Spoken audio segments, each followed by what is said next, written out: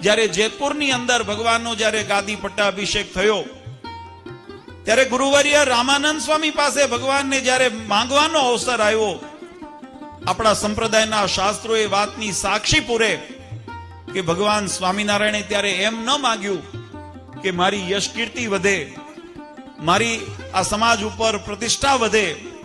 મારી પાસે ધન સંપત્તિ વધે, એવી ભગવાને માંગણી ન કરી, પણ ભગવાને માંગ્યું તો શું માંગ્યું? મારા આશ્રિતના પ્રારબ્ધનો દારિદ્રતા હોય તો એ મને મળે, અને મારા પ્રારબ્ધે કરીને અમારો આશ્રિત એ સુખીઓ થાય. ભગવાને આપણું દુઃખ માંગ્યું છે. અને વરદાન દેવાનો જ્યારે પ્રસંગ આવ્યો ત્યારે પણ મહારાજે એવું વરદાન માંગ્યું કે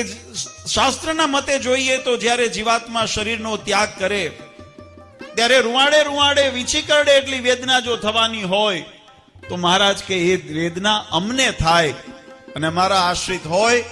એ જ્યારે અંત સમય આવે ત્યારે માખણમાંથી જેમ વાળ નીકળી જાય એ રીતે જીવાત્મા શરીરનો ત્યાગ કરી અને પરમધામને અમારા ધામની પ્રાપ્તિ કરે. એટલે મહારાજે આ સંસારના કષ્ટોને પણ માગ્યા છે, હર્યા છે, અને મહારાજે અંતે અક્ષરધામના સુખની પ્રાપ્તિની પણ માંગણી ભગવાને વરદાન રૂપે આપણને